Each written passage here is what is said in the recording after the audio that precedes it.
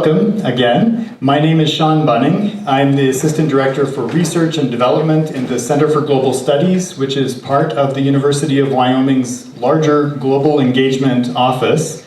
The Center for Global Studies, CGS, exists for a number of functions, but primarily our main responsibility is helping to encourage and catalyze and nurture international research experiences for both University of Wyoming students as well as faculty and staff, and to the extent possible to also assist those research projects to gain an internationally collaborative dimension as well, working in tandem with partners abroad or with partners interdisciplinarily on campus or even across the United States, focused on topics of international import. So today's event is the second of our Centennial speaker series for the 2022 summer season in partnership with our good friends and colleagues here at the Centennial Branch Library of Albany County Public Library. We've been doing this for a number of years. I forget how many it's been. I wasn't here at the start. But it's been going for a number of years, and it's a partnership that we very much value and appreciate. So we thank you for hosting and for the community of Centennial and friends for supporting our work. Your contributions to the Center for Global Studies through our Centennial Fellowship Fund helps to support student research projects around the world. And we showcase those in at least one of our 3 summer events each year, and in other outreach opportunities both on campus and around the state. So today's event, as I mentioned, is the second of 3 in this summer season. The next will be is still scheduled for August 17th, which will be a Wednesday, and it will feature Thomas Risse and Tanya Berzel here in the Centennial community, and also of, incidentally, of Berlin. And they will be joining us for a topic we are still awaiting the title of, but it will be, I'm sure, a very interesting speech, as it always is, and will be followed by a social event to celebrate the culmination of our season together. Today's event, though, we depart a bit from our typical speaker presentation platform, and we are sharing a panel discussion on a topic that I hope that you will all find of interest and import, and that is this will likely be the first of a series of similarly themed events exploring costs of conflict. With the present conflict going on in Ukraine, between Russia and Ukraine, we're looking at the many ways that type of conflict spills over into and interrupts other global systems and processes. And so today's discussion will be focusing on the pending global food crisis. And we have 3 presenters from panelists from the College of Agriculture and Natural Resources at the University of Wyoming. Dean Barbara Rasco, who will be sharing a case study. I'm actually out of order in terms of the order of presentations, but Dean Rasco here on my right is going to be presenting a case study on the food insecurity in Sri Lanka, and where she lived for 3 years. And so she has experience there that she'll be drawing on to share that. We also have Thomas Foulke, who is a research scientist in the Department of Agricultural and Applied Economics, and a community economic development specialist as well, and who has just returned from France from a university-sponsored program there, and will be sharing a presentation on some opening remarks on the wheat markets and also European perspectives of the present food crisis. And then we also have Dr. Roger Coupal from the Department of Agricultural and Applied Economics, and also a community economic development specialist, who will be addressing topics of migration flows and refugees And we'll be drawing not only on his experience within the department here at the university, but also his prior experience working in the Peace Corps in Central America, and specifically in Guatemala. So these are our panelists. Each will begin with a few remarks and some slides, and then after that, we will open it up for a discussion broadly and invite your questions. So please get the juices flowing and be prepared to ask your questions. With that, I would like to turn the mic over first to Tom, and then we will be going to Roger and ending with Dean Rasco. Thanks, Sean. So today I'd like to talk to you a little about wheat, something you probably haven't thought a lot about. But wheat is the most widely consumed cereal crop on the planet. So some people think rice or corn, but it's actually wheat. So the price of wheat is determined by supply and demand, obviously. However, whoever has the supply sells it to those who would demand it. And it's sold on global exchanges. It's also sold through private contract between countries and companies. It's also considered highly liquid. In other words, there are lots of people in the market buying and selling wheat. Traders and aid agencies watch the stock of wheat, how much of it is out there, in order to look it forward and see what the prices may be. And that's where a lot of the concern is now, is the stock of wheat going forward. Wheat prices tend to have seasonal variances. And when the harvest comes in and there's a lot of it, prices go down. And when in the late winter and spring, when there's not, and they're looking forward, then prices are a little bit elevated.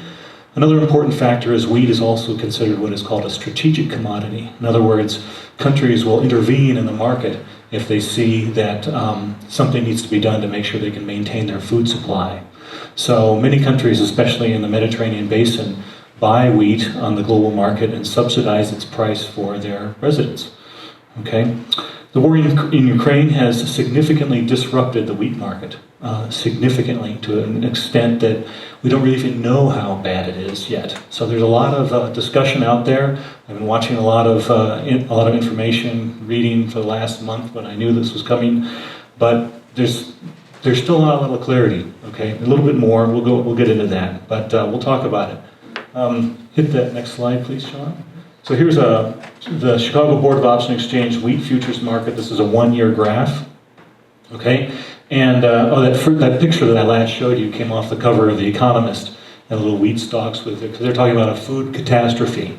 So there's a lot of concern at very high levels about what's going to happen here. Okay, so the increase in global wheat prices in the past year has its roots in the pandemic. So before the war in Russia, things were already starting to heat up. 2016 was the recent low, and then it's been kind of climbing for there. And you can see in that graph where it really starts to spike, that's late February. So what we had with the pandemic, we had supply chain disruptions last summer, and the wheat price started to go up, and then we had high fuel prices, and the wheat price started to go up. But things kind of bumped along at a kind of a normal rate. Prices were elevated, good for farmers. But when the war came along, you can see that spike right there. So markets are driven by two things, fear and greed. And that first spike there is fear. And then the greed takes over and people start dropping back and taking profits and looking at what the reality of the situation is. So by June 2020, things had become apparent that plantings around the world may not keep up with demand, and prices started getting even higher. Okay, this June. And then came the invasion. Wheat prices skyrocketed, their highest price since 2007. That first spike is $12.50 a bushel. Before, at the low, wheat was about $4 a bushel. And then last year, it was averaged about $6. So it was up like 30% last year, and then it just spiked double. Okay. Then it dropped back a little bit. By May, the initial fear was cut off, but then there was thought that the war would be short. Remember, everybody was talking about this was going to be a real short war and everything's going to be okay. And so you can see where things kind of calmed down a little bit. Elevated prices, but not the world coming to an end.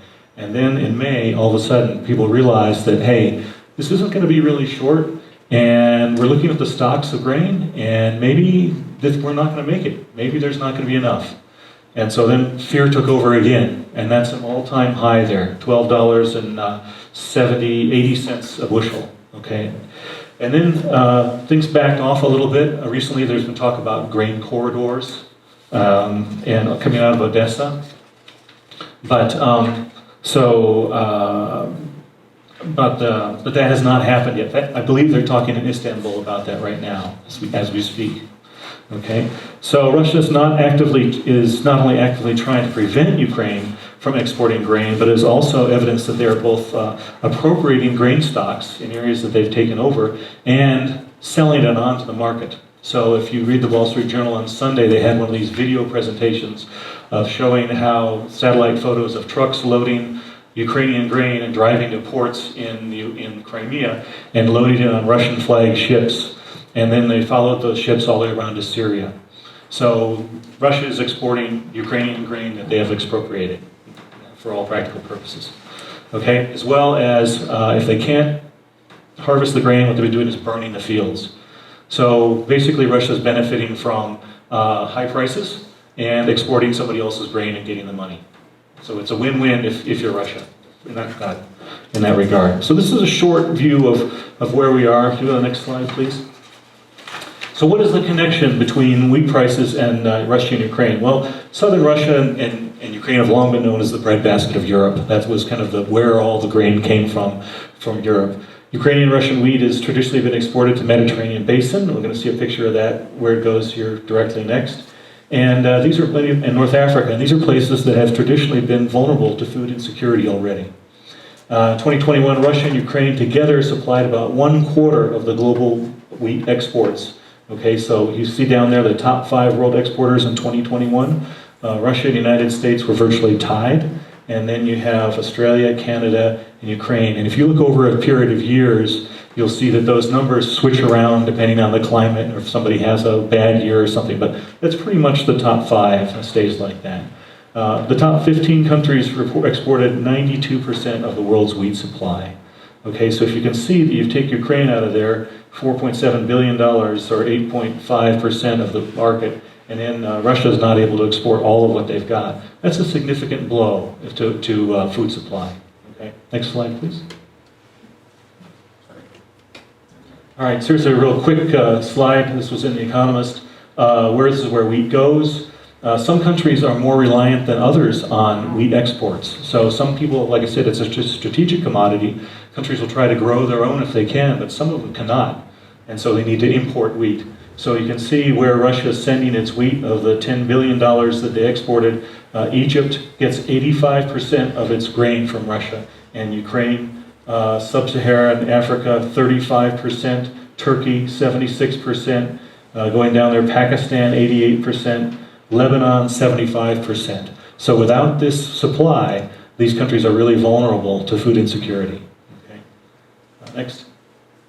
And then the income effect. So it's not only can you get it, but it's can you afford it, because the prices are really highly elevated. And the slide isn't very good at seeing it, but the red means that the prices are really high and relative to the income in that country. And so people are going to be impacted most because of having to pay more for their wheat. So you can see that North Africa, Sudan, down along the east coast of Africa, those are the places, and the Middle East, those are places most, and actually South Asia there, Iran and Pakistan, are most vulnerable to high prices and lack of ability to afford wheat. And the countries that are not, that like Argentina, obviously they grow a lot of wheat, so they're not going to be worrying about it. Brazil and Russia and Indonesia, I think that's because they use rice. It's a rice culture down there. Next. Okay, and it's not just about wheat itself, the crop, but it's about growing it. So Russia is the largest exporter of nitrogen-based fertilizer, which is made from natural gas. Russia is the second largest exporter of potash, which supplies potassium. Russia is the third largest exporter of phosphates. And then there's the cost of diesel, which is currently about $9 a gallon in Europe right now. Okay, so Russian agro products, note at the bottom there, Russian agro products are exempt from the embargoes that most countries in the world have put on Russian products. However, these cargoes, they cannot get insurance for their cargoes. So do you want to send your ship into a war zone without insurance? And most people say no. Okay, and that's why what we're seeing in the Black Sea right now is Russian flagged ships are taking these cargoes, not other ones, which limits the supply that comes out of there. So even though there may be supply, it's being able to get it to market has a lot to do with it as well. Next slide. Yeah. So is it all gloom and doom? Is this the coming apocalypse? Not necessarily. Okay, this is out from the Wall Street Journal, and so that article talks a lot about what I've said. But you see my note down there. Not necessarily. Next slide, please. So recent updates from the U.S., Europe, and Australia have been favorable weather and showing record yield crops in these countries. When these are countries, obviously, that we can move wheat. Okay, this talk of a grain corridor may open from Ukraine to allow it out. I seriously doubt that would happen, but hopefully it does. Okay, Russia continues to export grain. Some of it's not its own, that are heavily dependent to areas like Syria that are heavily that are friends of Russia, and all of this could divert a crisis. Okay, the real questions are: can the developing areas afford the price of the wheat? Okay, and will the grain arrive there to avert hunger? And I guess there's really a third question that I did not put in there, but I think is maybe even more important: is what are the knock-on effects of this? What are the social and political effects that are kind of a wild card at this point? And I think my other speakers will probably address those more than I will. So that's what I've got.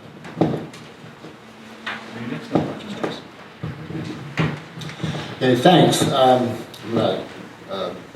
Hopefully with this you can hear me. My voice doesn't carry along far. But so a lot of work I do when I'm involved, when it's international, involves either directly or indirectly this issue of migration. So I wanted to talk a little bit about how these conflicts, as well as how anytime we step into the international arena as a country, and them and everybody else, how that can affect migration and the political conflicts that go on it.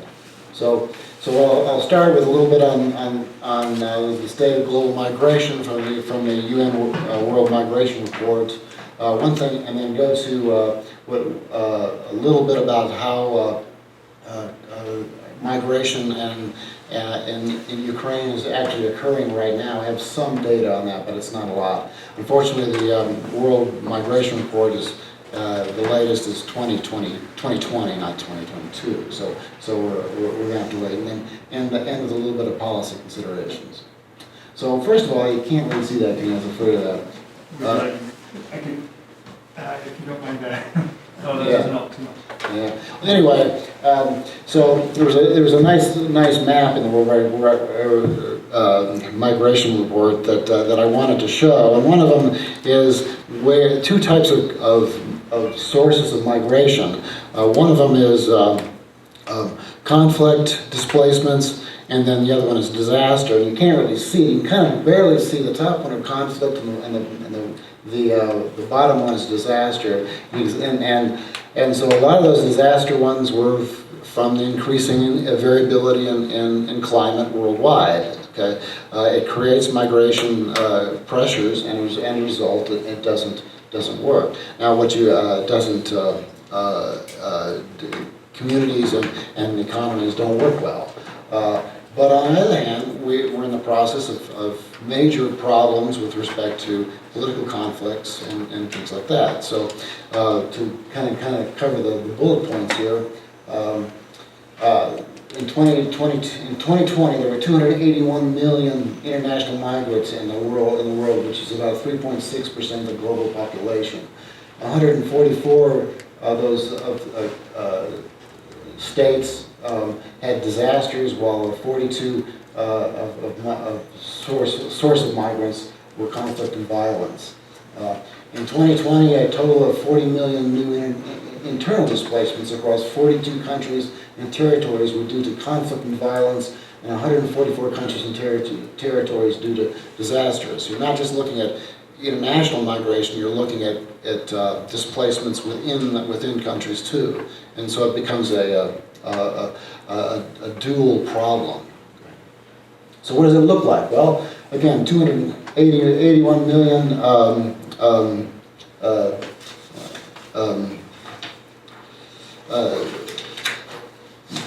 migrants, just at a glance, and with different types of reasons for migrating. So you have 60% were labor migrants, 40% conflict migrants, 135 million were females, and 141 million were males.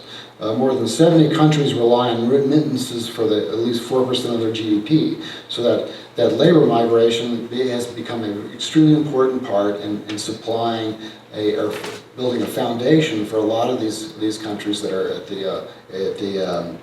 that are developing, as well as emerging economies. 75% of the remittance are used to put food on the table.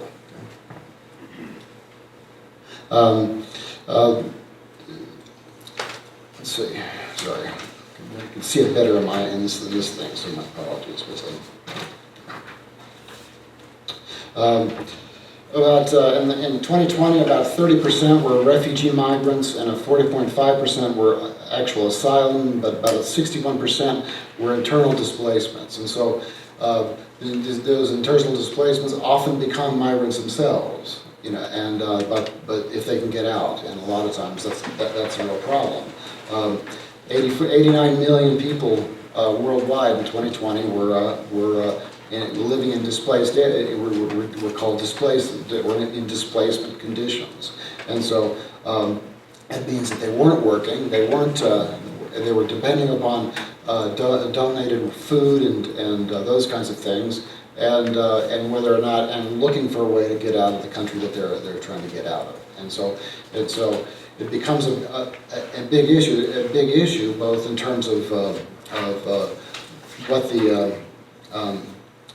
what's happening, the economic development policies that the countries are trying to implement, as well as trying to manage the political conflicts that are occurring because of that. Kind of look at this, it's kind of hard to tell. The very top one, okay, is Syria. Okay, this is the top 20 countries with the largest populations of internally displaced persons by conflict violence at the end of 2020. Okay, and so those are the people that are still in Syria. Okay, as I'll show you, I think in the next slide.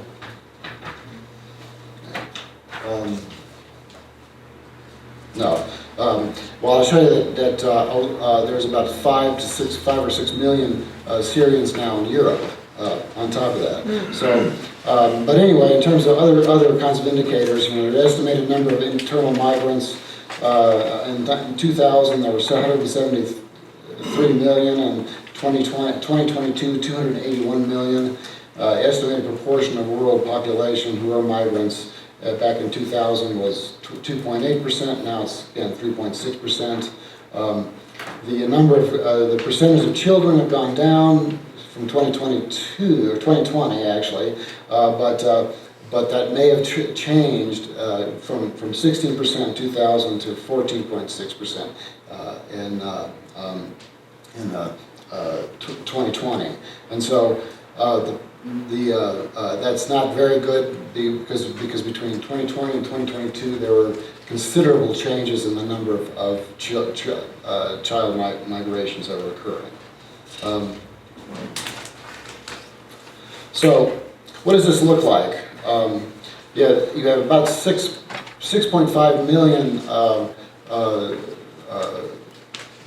Syrians now that are all over, from Turkey to all throughout Europe and places, looking for a way to find a safe place to lay their heads.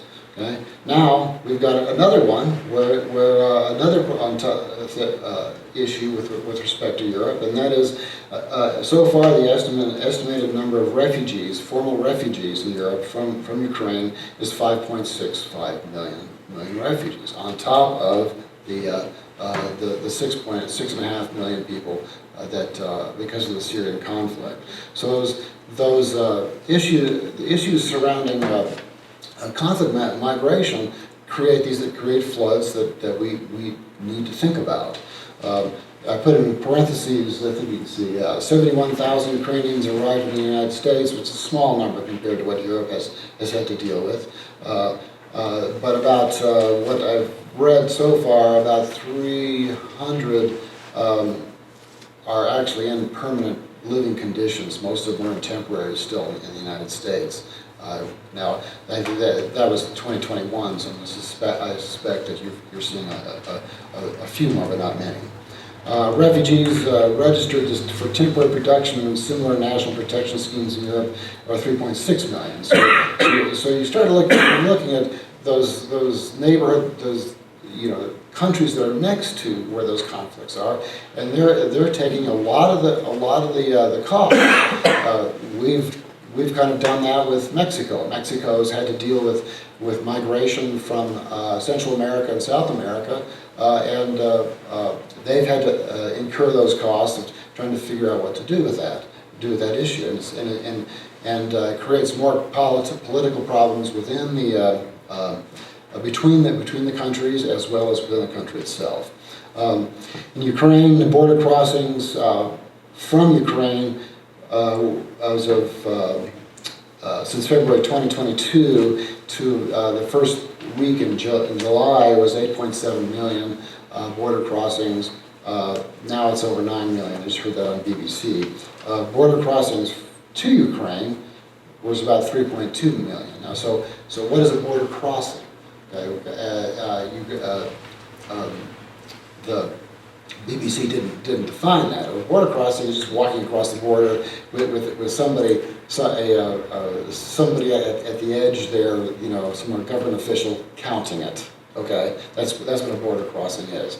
Now what they have, what the World Migration Report does say is that the 3.2 million just means people are coming back and forth temporarily. So if I go there and pick up some more stuff that I left in Ukraine and come back, I'm counting twice. Once going from Ukraine, once going to Ukraine.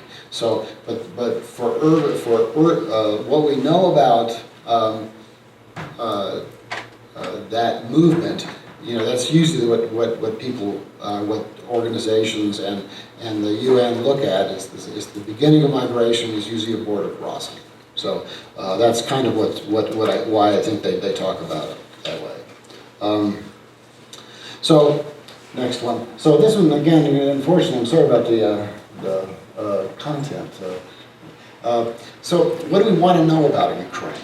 Okay, what is it? I mean, it could be occurring a lot, or it may not be occurring a lot. Or it could be a problem that could last for a long time. Putin's talking about the long game now, so it might, or it might not.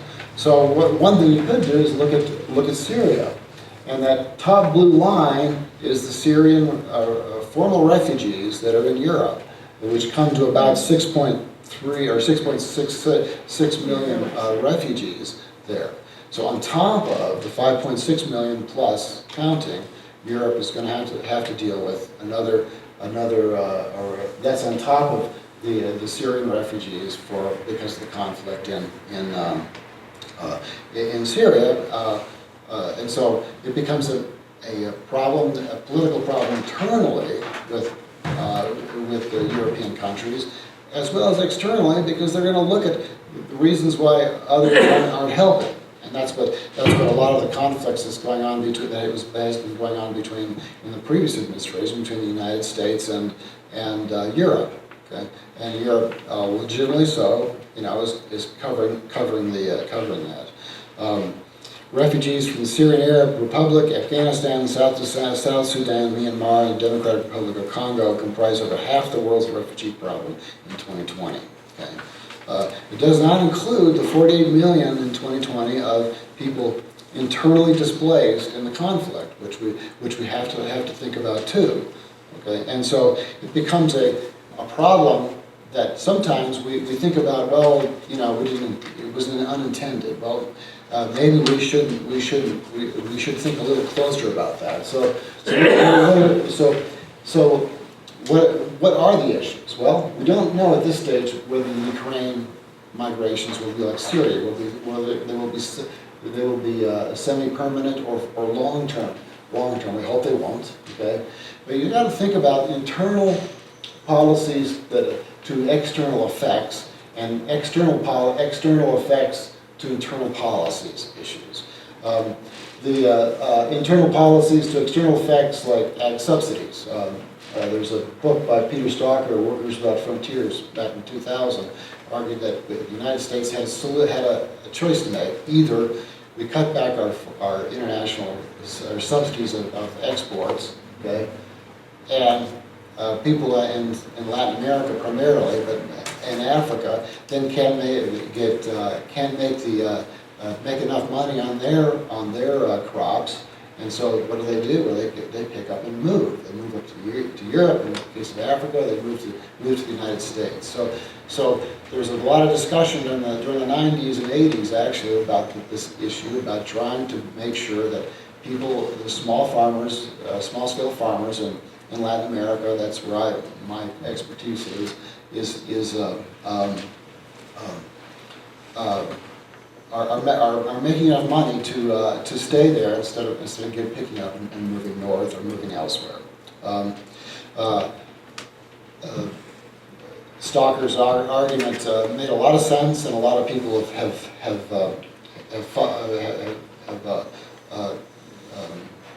thought about that. Labor migration, according to George Borges, in his book Heaven's Door, labor migration can have a local wage effect, depressing effects, but more often takes the jobs that are not particularly interesting to local wages or to locals at wage levels that are higher than the livelihoods of the home country. As an example, I was working on a Ford Foundation project with an Indian reservation in Arizona, and I looked and saw people picking green onions, and so I asked the guy I was working with, so that's leased to non-Indian, right? I said, yeah. So are those tribal members working on that field? And again, this is in Phoenix, or outside of Phoenix, Scottsdale, in the middle of summer. And he said, well, no. We wouldn't do that. These are people from Mexico that are working. They're hard workers. Baldhaus's idea was that you have a skill level that's declined in terms of people coming over more recently. It's been discussed critically since he wrote the book in 1999, but one thing you have in the conflict migration is a broad-based, high-level as well as low-level human capital that's moving across. Okay? Now, I always like to point out that even with high level or low level, these people are very hard workers, and they do contribute a lot to our country. And so, regardless, it's an important one. Yeah, that's one. Good. Internal policies to external effects, again, in neighboring countries. Well, high-risk areas in conflict migration become a major motivation for leaving. People that I know that grew up in Guatemala, professionals, left because, well, their kids could become slaves. There could be to the cartels, literally, especially the women primarily, or they just get shot. And that's not a government policy per se, but it's a conflict that is raging in southern Mexico and all throughout Central America, except for maybe a little bit in not much, a whole lot in Cuba and Costa Rica right now. Another one is gender-based violence. Okay? We've got visa approaches to dealing with that, but gender-based violence of, again, slavery, genital mutilation, femicide, and others we had to create a special visa to account for the number of women and girls that are leaving. Wars and cartels are the main source. Central America, Syria, Afghanistan, Ukraine, and extreme cartel and gang violence. Okay, again, to give credit to Borjas, the difference in level of human capital. Capital, a lot of times, is something you have to think about. Conflict is broad-based across professions, and highly educated but the educated are able to move. My final issue, though, is the following. As the political leadership considers how to present itself internationally for trade, politics, to conflicts, to whatever, there needs to be a component of planning that considers both labor and conflict migration issues. What are we doing to create more migration? What are we doing to help stave off that migration, to make migration not worth it, very rarely do we actually in our own policy, and I don't think we're a whole lot different than Europe or Russia or China either, but in that sense, we just pass it off as, well, it's an unintended consequence. But those consequences have costs in the form of dollars or money, as well as human lives. Yeah.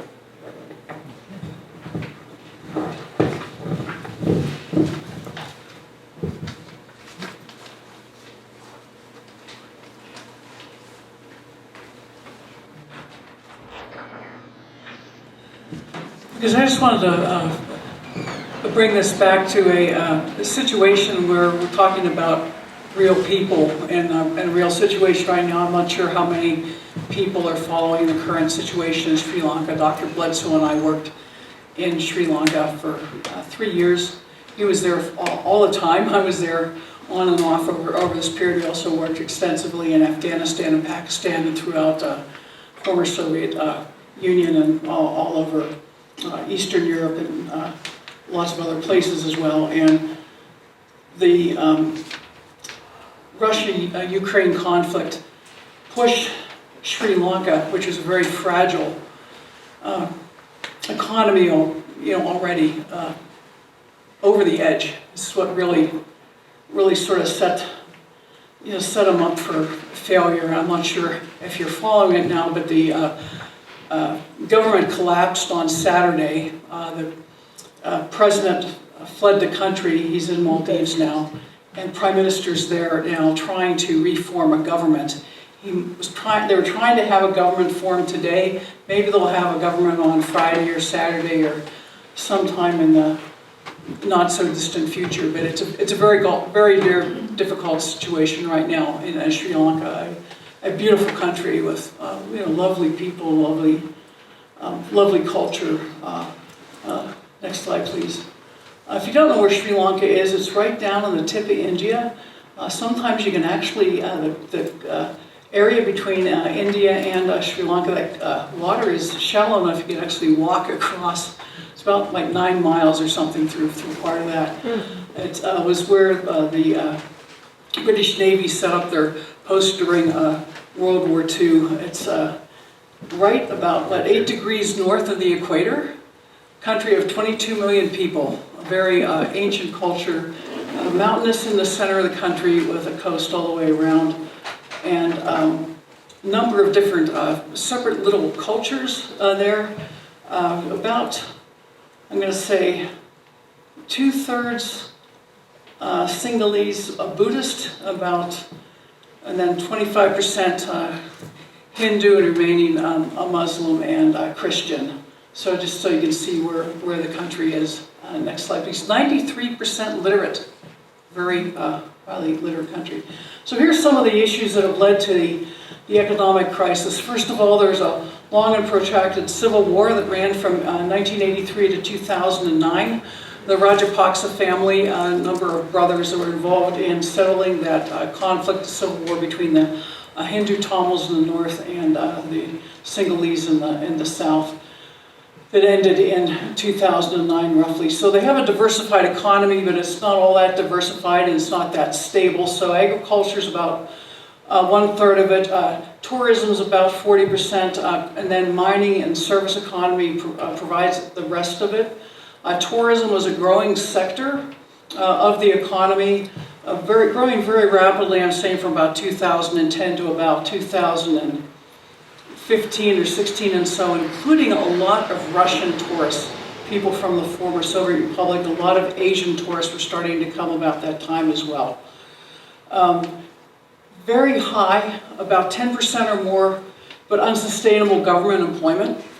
So many government employees that right before everything started to fall apart this spring, the Prime Minister was asking government employees who had contacts in other countries, the number of people that work in the government, probably about half of the total government employees, right, 5 million or so of the total government employees, have work visas in other countries, and he was begging them to please leave, go and work overseas and send remittances home. To the point they were giving a release from their government contracts for 5 years to go home and work and maybe come back. A lot of foreign pressure on Sri Lanka because it's a very beautiful place.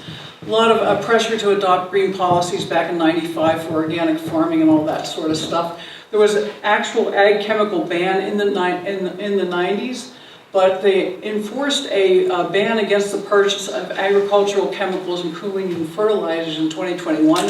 Not that the country had any money to buy chemical fertilizers, and whether it was pesticides or whether it was nitrogen, potash, or potassium, like Tom was mentioning earlier, a lot of those compounds are coming in from Russia.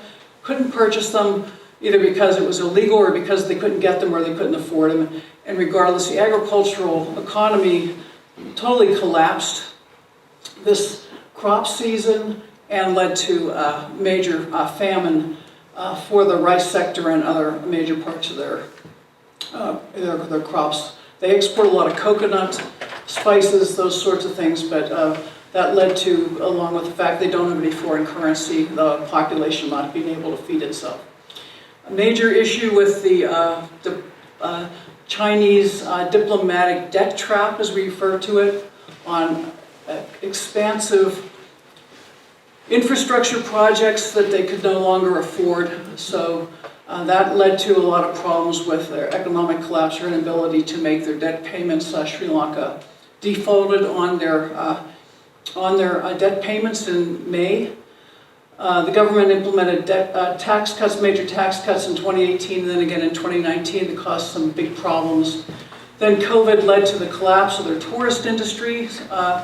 And that was on top of an attack during Easter holiday in 2019 that resulted in the deaths of about 270 people in Colombo and Negombo, two major tourist centers that also precipitated loss of a major source of foreign currency. So all those things combined together to lead to the collapse of their economy, in addition to the fact they were not able to import wheat, other foodstuffs, fertilizers, and the loss of a major source of tourist revenue from Russian tourists.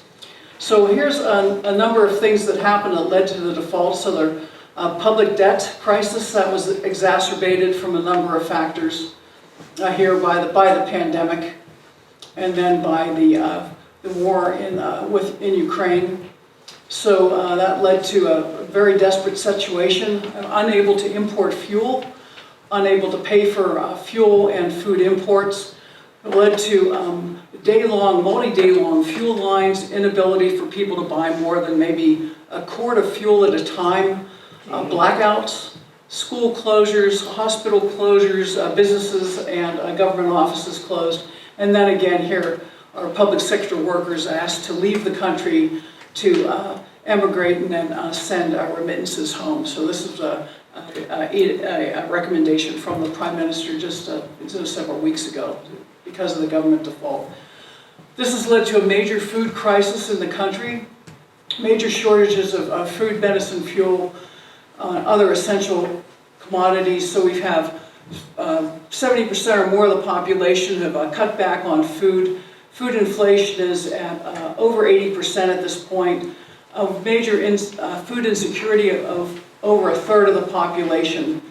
And then government workers have been given Fridays off to go and grow food in the rural communities if they can get there and do that. So the problem now is that they still don't have access to agricultural inputs if they're in, particularly for the cities, no fertilizer and no seeds. So whether this was a good government policy or not. That's one of the solutions that they've had to try to get a food supply for the country. Next slide, please. So we do know the government actually collapsed on Saturday. Protests have been ongoing now for several months. Things were fairly peaceful until May, whenever there were a couple of killings by police of civilians. There was supposed to have been a new government formed. I sent this presentation on Tuesday. We thought there was going to be a government formed this week. I don't think that's really going to happen. The continuing deep economic crisis, again, that I personally think the Ukrainian crisis has actually pushed this country over the edge. India's been doing quite a bit to fund imports, provide fuel, and try to keep Sri Lanka on its feet. China's providing syndicated loans. I don't think that's necessarily great for Sri Lanka. China's already got them into a lot of trouble. World Bank is supposed to come to their aid. I don't think World Bank is ever a real great help for this country. Australia's provided a fair amount of developmental assistance. A lot of Sri Lankans are in Australia. A lot of contacts there, and the U.S. has also provided some emergency assistance. The UK has not come to provide much emergency assistance. That has been a bit of a surprise to me. I haven't seen that happen, or Canada either, which is a bit of a surprise to me. I'm hoping that they're going to be able to come to a solution here. I don't know if Glenn, if you have any ideas on what might happen here. You've got more experience, in the country than I do. Maybe you might be able to comment here, but I'm hoping that there is going to be a solution here for Sri Lanka, and they'll be able to get back on their feet. But this is the Sri Lanka that I remember, and I'm hoping that this is the Sri Lanka we'll be able to see again soon.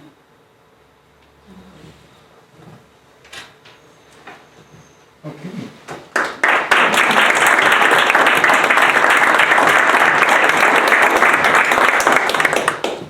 Okay, with that, we'd like to open the floor now for a general discussion. So if you have questions, feel free to raise them. And if we can't hear, I'll repeat. But. I have a basic question regarding wheat supply, and how much wiggle room is there in a normal year, if there are normal years? Is there sufficiency? Is there a surplus of wheat?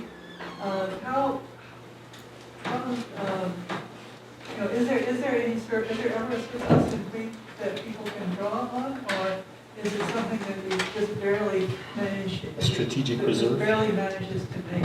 Well, there's no strategic reserve. First of all, I'm not a wheat expert, but from what I know, wheat can be stored, so there are stocks that carry over. And so a lot of it depends on what's been carried over. So if you had a number of good years, this is why I say traders the price of wheat is going to be looking at those stocks as well as what's coming on next. And so in 2016, there were a lot of high level of stocks, so the price was very depressed. And so for the last 6 or 7 years, we've kind of been going through those globally, going through those stocks, and so and then we had some bad wheat year, bad weather in certain parts of the world, and that's been sort of elevating the price. But this is a renewable product that comes along every year, and so if you have a really good year all over the world, then stocks are high and prices are low. And the farmers the next year are going to say, well, I don't want to plant wheat because the prices are really low and I need to feed my family, so I'm going to plant soybeans this year. And farmers do need to rotate their crops as well. So there's really good reasons why the price fluctuates a lot, both seasonally and from year to year. So to answer your question, I don't really know what the wiggle room is, but I know that it's not a set number. But I think that if we see a number of bad years, then things start getting tight. So, does that help? Yes. There's been speculation that Romania could step up their wheat production. What is the possibility of that? Well, you can't just say, let's have more wheat this year. I mean, unless they decide to do that. For next year. Yeah, for next year they could. I don't know what their capacity is to do that. One thing I know is that I've been looking at is the ability to move Ukrainian wheat, because 92%, I think it is, of Ukrainian wheat goes out of the port of Odessa, which is now blockaded. And so you think about how you get that out. You're not going to use airplanes, you know. You can use trucks, but trucks don't really move that much. You can use trains, they move a little more, but really the only way to really move bulk grain in any significant amount, we're talking millions of tons here, is ships. And even if they do these corridors, the Ukrainians have mined the port so that the Russians can't get in, and the Russians have blockaded it so the Ukrainians can't get out. You don't just flip a switch.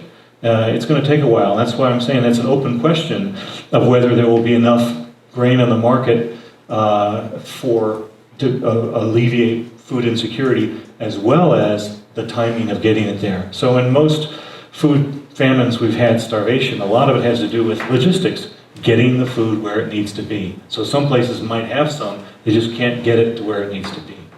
Thank you. Yes, sir. Do you think that there is any country in the world could be an alternative resource for wheat instead of Ukraine? You know, it might take a while to step up that. I'm talking years as countries decide what they want to do. So, you know, I think you'd have to look at the world stocks right now, what's there and what's available for this year. But if this conflict continues on, then in the following years, other countries' farmers are going to continue to be incentivized to grow more wheat. And so will they be able to pick up the slack? I don't know. Right now, the big producers, Australia, the US, France has stepped up. I know just the other day I saw where Egypt bought 800,000 tons of wheat from France, which they had not bought from France in decades. So new countries are coming on that have not been in the large tier before. Okay, so there's some available, but this is a real big disruption to the market. You know, when things go along, people get to say, oh, I always buy wheat from Ukraine. You know, we always buy that. We get it for price. I know who I'm buying it from. We're going to buy 3 shiploads. We subsidize the price. But then all of a sudden that supply is gone. Well, now you're going into somebody else's territory and you're saying, hey, I want to buy your grain. And then all of a sudden that jacks the price up. So the other question is, I know that Egypt also, they did tender offers for other countries. They said, well, you know, we'll buy X, we want to buy X thousands of 100,000 tons of wheat for this price. Well, nobody wanted to sell it because the price is too elevated. So then they have to come up. And so the real price issue becomes a real problem as well. So I'm wondering, another crop that we hear a lot about with Ukraine is sunflowers and sunflower oil. And I'm curious how much sunflower oil is used in other processed foods, or what is the ripple effect across other types of... I read about that, but did you want to take it? Yeah, it's huge. It's over half of the sunflower in the world market. And the biggest impact is in animal feed, particularly chicken and aquaculture feed. It's a huge, huge impact. And if I could ask a follow-up question, then there was a story that I just unfortunately wasn't able to attend very closely to, but I did hear a little bit of the story on National Public Radio this morning. Someone from Save the Children, I think, was talking about the situation in Somalia, and I believe I heard that 92% or around 92% of their imported foodstuffs come from either Russia or Ukraine, between the two. And so there's a serious interruption in what's available to them. And what I'm understanding is that affects not only food for human consumption, but also, as you're saying, food for the livestock that they have. That's right. And that they're having to, some families are, and of course there's famine, which is exacerbated or caused by global climate change and other things going on there, but not just conflict. But families are having to make a decision about whether to sell their livestock, which is their long-term income, which then may create a push factor for refugees. So it's all connected. It's very, very connected. The other issue too is it's interesting to see which countries are running into massive food insecurity issues and which ones are, I'd say, falling over the edge first. So I didn't expect Sri Lanka to collapse before, let's say, Tunisia, or Egypt might actually make it further before it falls off the edge. Moldova, I think, is a high risk. But there's so many countries that are just right at the tipping point with food insecurity that they're going to go into economic crisis and a political crisis, and they're so close. And I don't know whether the developing world has the political will to be able to help them make it through this winter before we have some major problems.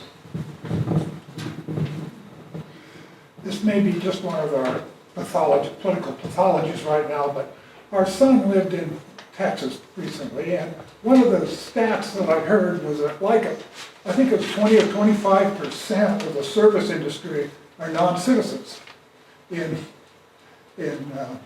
Texas, and yet no state puts as much emphasis on kicking those people out or preventing them from coming in than does Texas. Can you explain that? Coming from Texas, I would say, don't expect rationality, first of all. But one of the issues with migration, I'm not sure the service sector is that large. That's foreign owned, but it's pretty large. But one of the issues is that migrants come north. When they first come north, they go to a place where they know somebody, or they know somebody who knows somebody, right? And so what they end up doing a lot of times is because they may have, the neighbor has family in San Antonio, and so I go there, kind of thing. I may not stay there, but I go there, kind of thing. But and because everybody speaks Spanish, and a lot of those communities, you find plenty of people, you don't have to worry as much about the language. So that labor then can actually reduce certain types of certain classes of wages as a result, and that's where Borjas's argument was that, there's a local effect, right? And people get angry, and then they blame it on the migrants, and sometimes it's an exaggeration, I think. But the issue though is that what caused them to come in the first place, and what we don't do well is when we have policies. Again, if it's trade, if it's Tom and I were talking about gun exports into Mexico. 70 to 90% of the guns were either imported in the United States and then exported to Mexico, or made in the United States and exported to Mexico. So there is this huge export process flow going down there, and then who gets the guns, and then that's a problem and creates risks. So people look at that and say, okay, well, I'm going to go north. And some of the stories that I've run into on that travel north up through Mexico, from Guatemala, or into Arizona or Mexico or Texas, can be fairly risky, and they don't know that. But then the question is it more risky or less risky than where they're living? Yeah, so it is a problem. And personally, I like the Hispanic culture down there. So for me, the more the better. But could some of that service industry, the foreign service industry they're talking about, be contracted with other countries? Because I know that India handles a lot of service industry stuff for computer companies, and all that kind of thing, where it would be designated as foreign, but not necessarily living in the United States. There is movements in there. In fact, there's I'm familiar with several organizations in northern Mexico that do just that. They train people in their communities. They don't work a lot with Central Americans coming up, but they work with fellow Mexicans on training them to be to do sort of remote work, without doubt. And they work hard, and that's good. And so it does keep them in the community. But Peter Stocker's argument was that make sure that the economies in those communities where they come from are working well. There's less likely for migration to occur. But once they come, it's kind of a crapshoot, and they don't know if they're going to find something or not. In the case of conflict related, it becomes so incredible. I was having a conversation with a Syrian taxi driver in D.C. He's a doctor. Okay? He was trained in France, and he can be a doctor in the United States. And so I started looking at in terms of conflict migration, there's a lot of really valuable human capital that a country they came from loses, and that they need, that country needs, but also that we could help them too. We don't seem to look at it that way.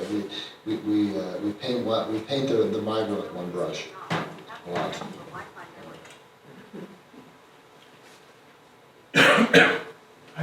I'm curious about the Oh, I'm sorry, go ahead.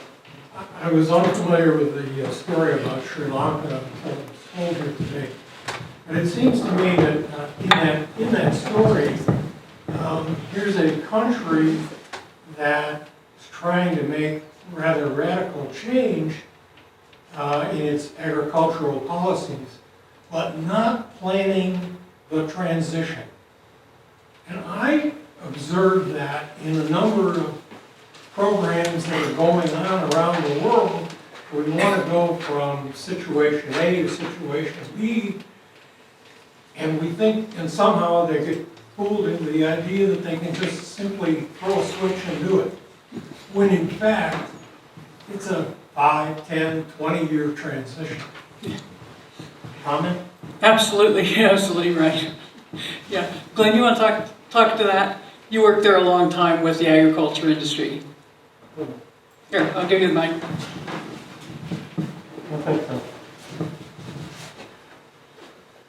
I think the primary thing that kills even in there, from a tourism standpoint, Sri Lanka was wonderful. That was Hawaii 50 years ago, building a lot of new hotels and stuff.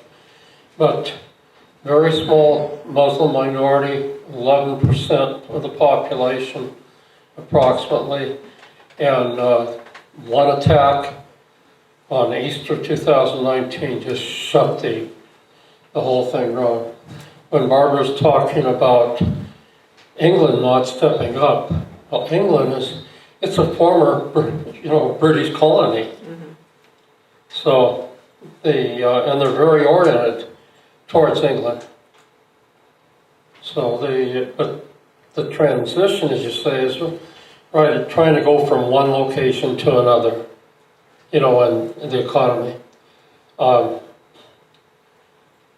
They have a tea industry that's, very phenomenal, and they have these other spice, cinnamon, real cinnamon comes from there. These are all people that we worked with.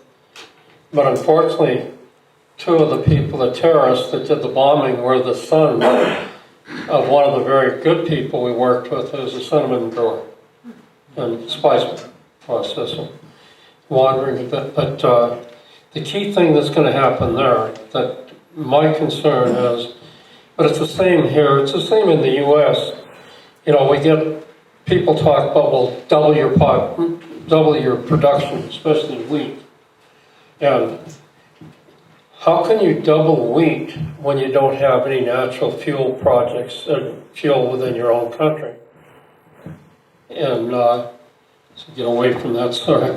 Just in, diesel right now, we're complaining that it's $5, $6 a gallon. That's $9.75, I think, in Europe, wasn't it, about today? I didn't look today, but I just got back there and was looking at it, it's at least $9. Yeah. So you're not only you don't have logistics, how are you going to afford the fertilizer? How are you going to afford the rest of these? You know, in a couple of countries we're not even really paying attention to that. Barb's a little bit, wasn't talking about her real experience. So there, she came over and worked with me in Afghanistan for 4 years and Pakistan for 5. The first morning that she was in Afghanistan at the hotel, I remember the one comment was there was a big kaboom, and she said, "Was that a bomb?" It was. But getting back to it, we don't know what's happening in Afghanistan right now. And I can tell you, after working over there for so many years, especially in agriculture and economic development, without fuel, and they don't have fuel there, except for coal, how can, even if you have the food, how can you transport it? You know, I think Ukraine today, they're starting to shove wheat up through the Danube. But you're right, how much can they put up there? I mean, the Danube mouth is in Romania, so they've got to get it out of the country some way. Yeah. And the only way now is, in any significant, is train. Yeah. Yeah, and I think And sooner or later, Russia's going to decide to take out those trains. but the real key thing is, even in this country, we can't increase our wheat that much because of the cost of production. We have, especially here in Wyoming, we've got several ranchers here that are no longer using fertilizer. They just flat can't afford it. So, and that may be great if you think organic, but I'll tell you what, and I'll finish with this. Just take a look to the person to your left, the person to your right. Because if you go all organic production, those people are not going to be fed. They're going to die, and we feed about 1/3 of the world, I think, right? So, and we'll leave that. Well, I just comment on that is the program that I had students with in France, heavily looking at organic, but organic consumption in France is about half of what it was a few years ago. As people are moving away from organic now, as they see some of these things. They want clean food, they want good products, but what you're seeing is that the prices are too high. People, when you raise the price of food, what happens? You know, organic is a premium quality food. It's not going to go up the same amount. People will drive away your market. So people will shift out of organic as prices go up into conventional. And what does that do to producers? Producers say, well, I can't make any more money than it. I'm just going to go back to conventional. So you sort of have this feedback loop, you know, so you're pricing yourselves out of the market. So. Yeah, to address the second part of your comment and question, you know, you're absolutely right about the long term versus the short run. You know, people think that well, we throw this money at Guatemala, and why haven't they figured it out? Well, you know, there's all sorts of reasons that things go slow in a developing country. Corruption, ranging from corruption to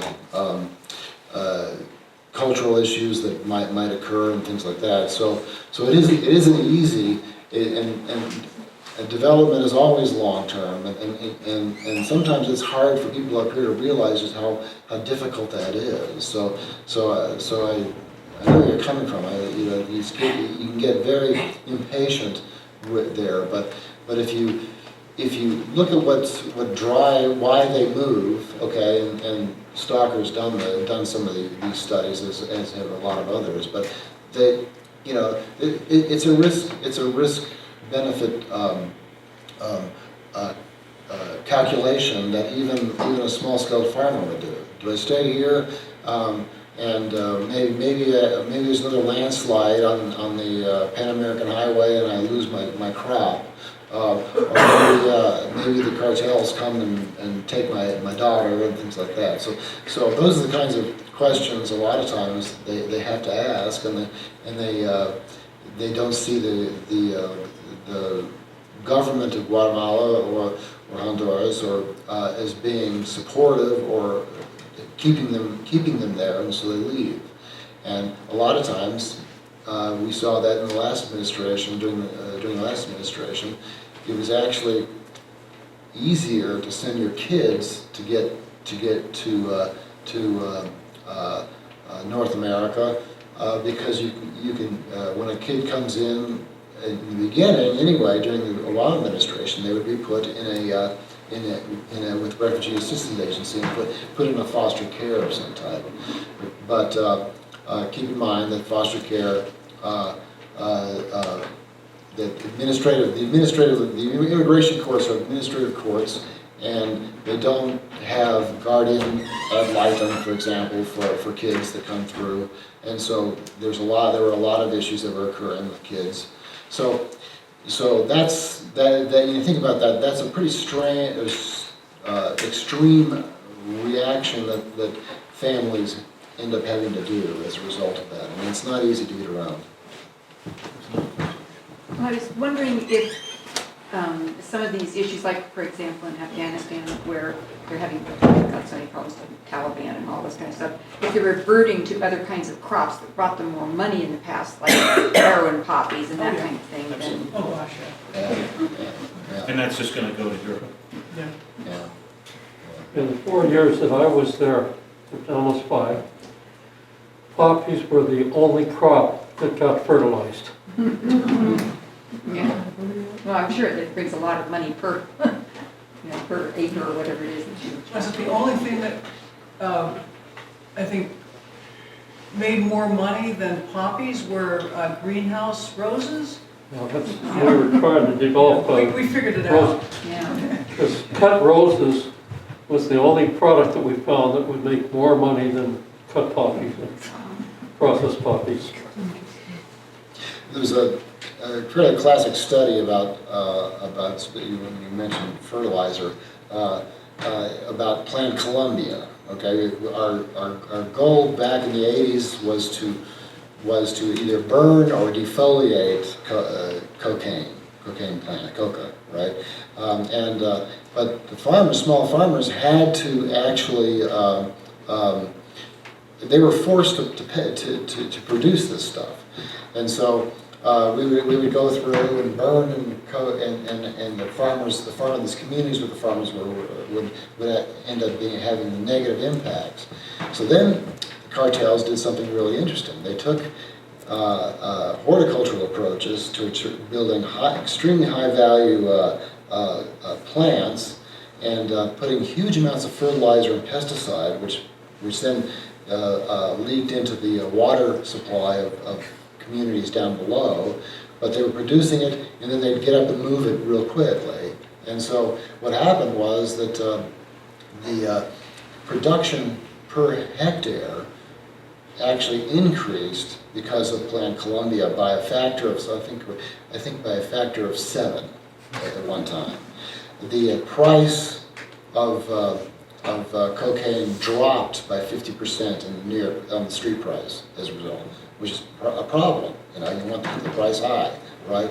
And so when we think about these unintended effects that we like to call unintended effects, then we have to really think about the long term, how they actually sift through a society and the economy, because it can give us the exact opposite of what's actually occurring.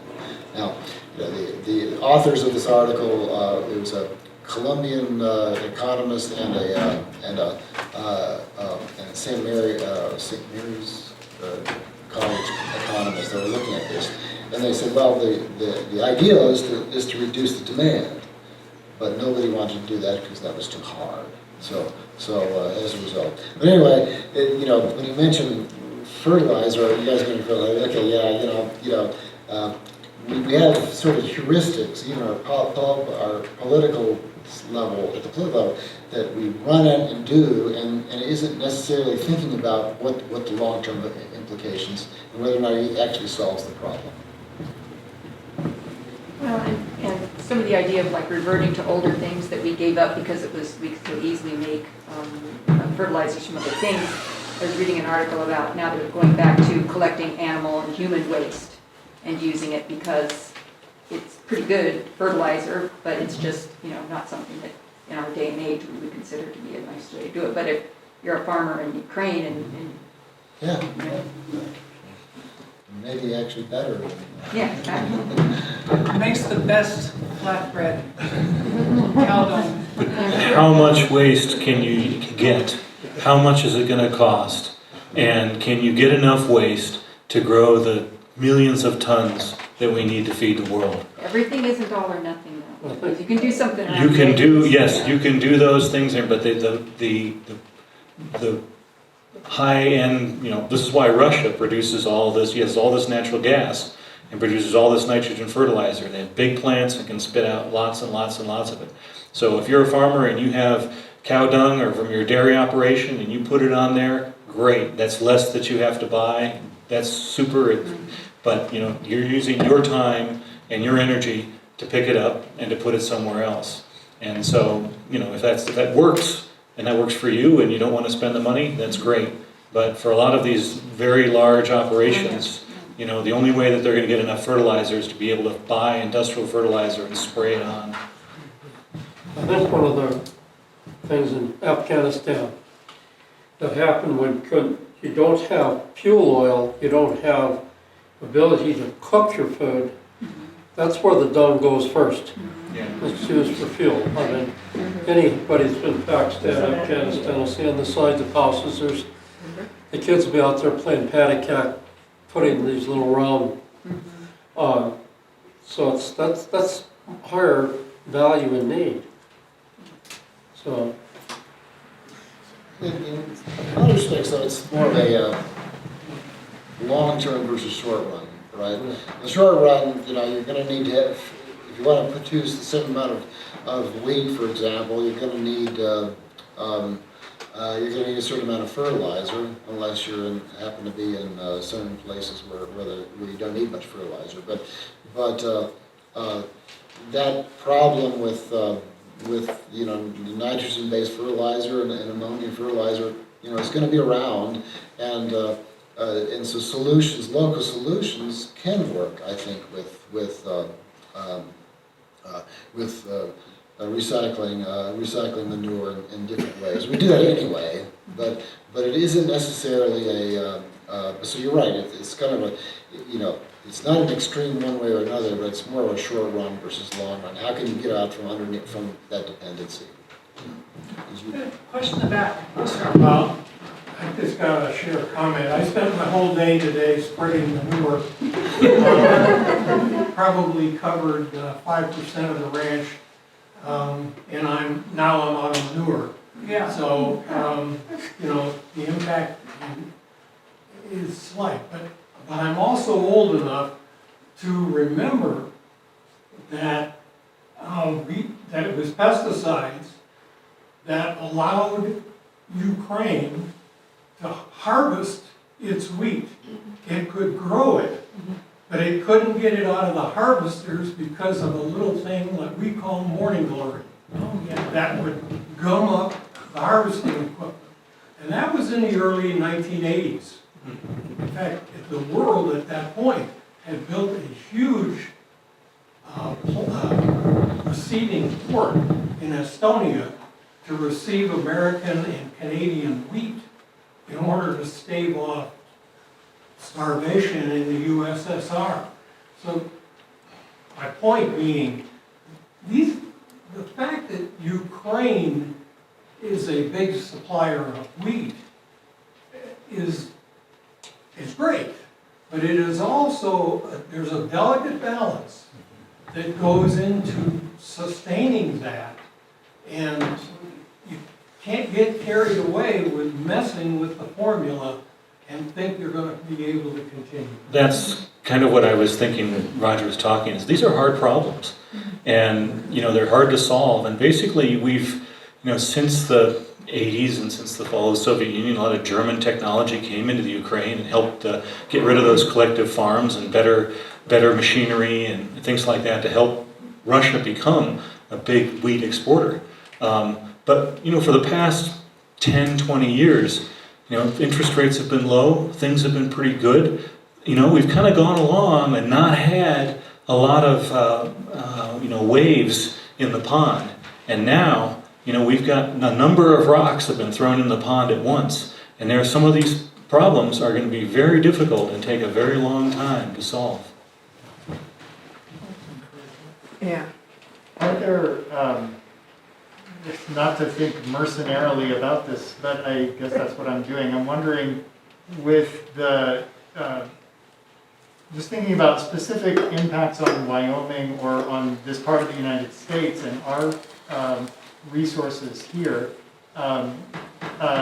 Also thinking, we produce natural gas, as does Russia. I don't know the extent to which, if we already do, we process that into fertilizers here locally. Is that In Cheyenne. In Cheyenne, okay.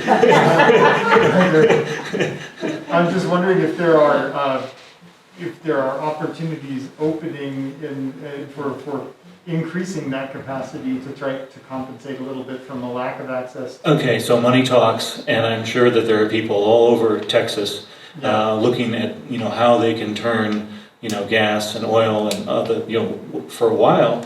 Natural gas coming out of the Permian Basin was almost negative. It was there was no use for it.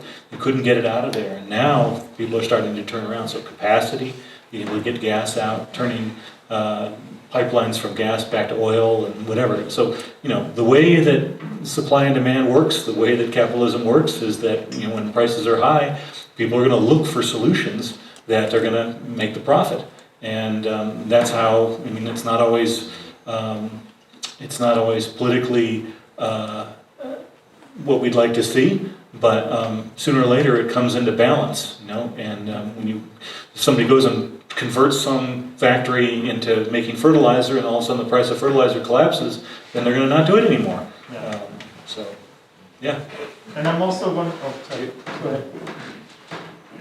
I just wanted to, you said you were surprised by Canada and the UK not stepping up to help Sri Lanka.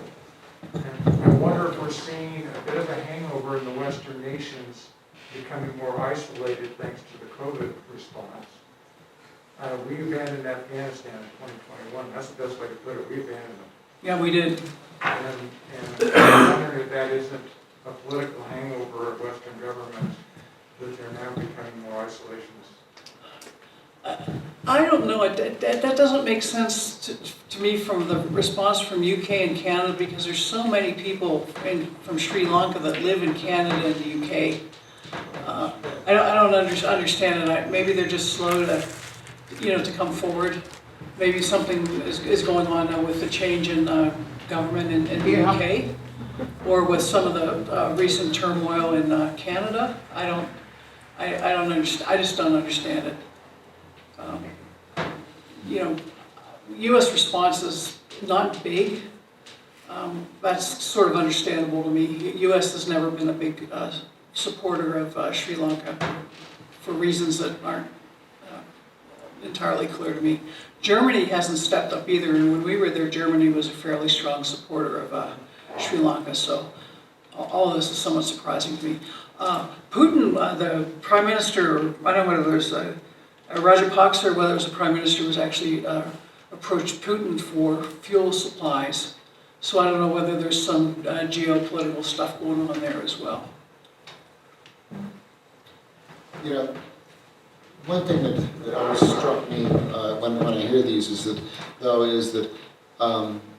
there's always the potential for blowback, political blowback. I mean, and and maybe not Sri Lanka, maybe it's going to be another country, but is it going to be because of increases in out-migration as a result? Is it because of political polarization, so they don't trust us, and so they do something else? That kind of thing. And so, it comes down to, we figure out how to help them, and hopefully, we create friends as a result of that. It may not work for a lot of cases, but if we don't, we've got a potential, at least strategic competitor that can do that. And so, it seems like to me that's the risk as the U.S. might take in moving towards more isolationism.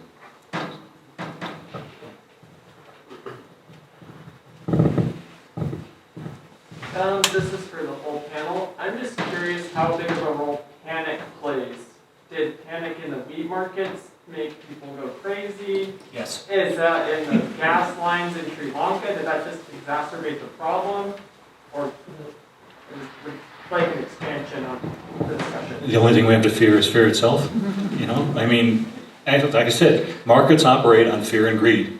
And so we have a very liquid market with wheat. And when traders see the potential for a crimp in supply, you know, they're going to be watching that price. And so, I mean, I'm not a trader or a chart reader, but you could look at that chart and say the price was bumping along here, and then it spiked, but then it came down, and then it went up back down. There's actually what we call a war premium, you know, between what it was before and what it is now, that you could kind of impute and say, you know, $2, $3, $4 a bushel is because people don't know what the future is going to bring, and that's fear. That's fear priced into it. That's part of what that rock in the pond in the market does. So.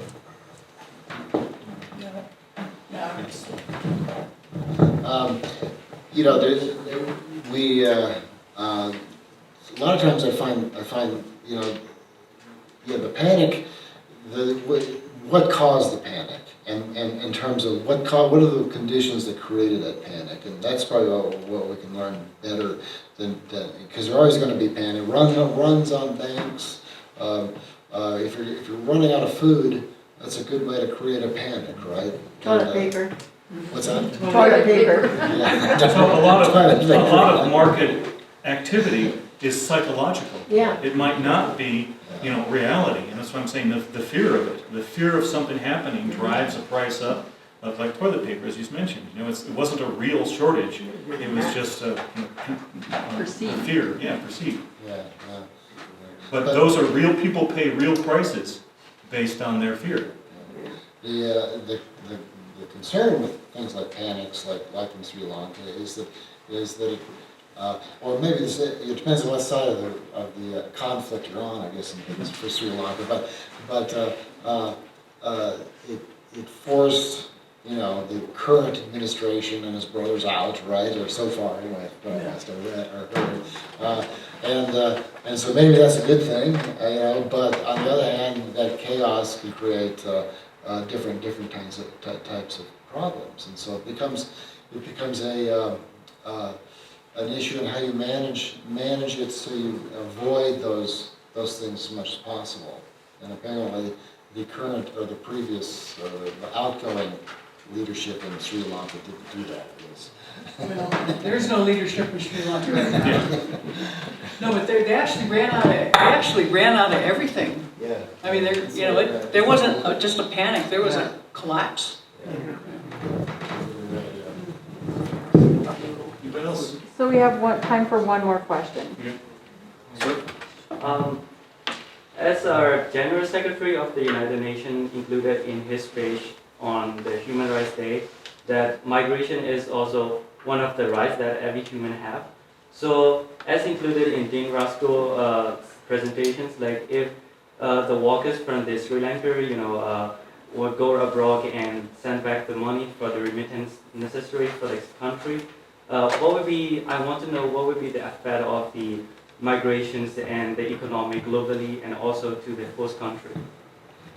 Well, in terms of labor migration, right? You know, that remittance can be is a huge benefit to the source country, and we've seen that for at least 30 or 40 years. We've measured that, and the World Bank's got lots of it. So in that sense, it's good. In fact, I remember I was in Peace Corps in Guatemala when the war got started, and then I had to wait till the war ended before I could actually go back, which really didn't end until the mid-90s. So after that, I went back, and during that period, there was a lot of Guatemalans that were moving. They were working in the United States and Canada, and you could see half-built houses all over the place.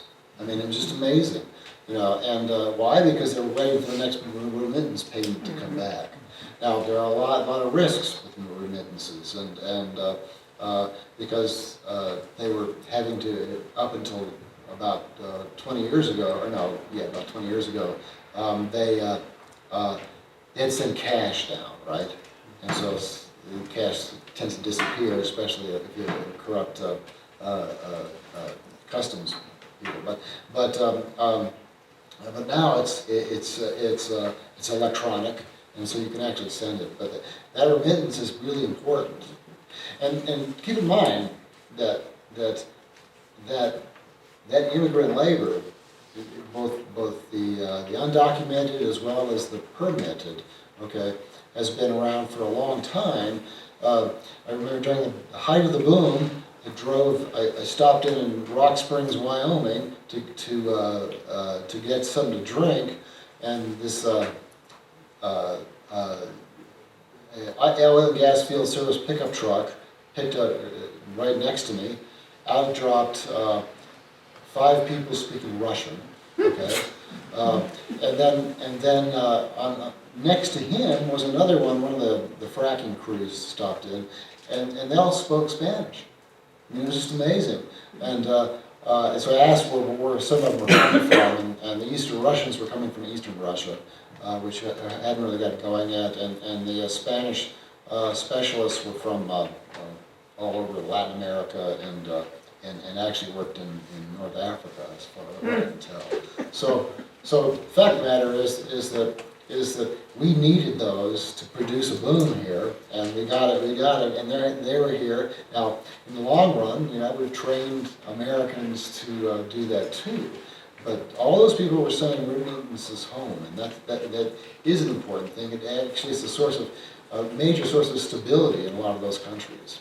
And so that's what people are worried about when this anti-immigrant or migrant issue hits Europe and the United States, is that it's not just simply a negative impact on their people that are here or trying to get here. It has a negative. It has an effect on the political system itself, and that can be a real problem. Philippines is a big one on that issue. So.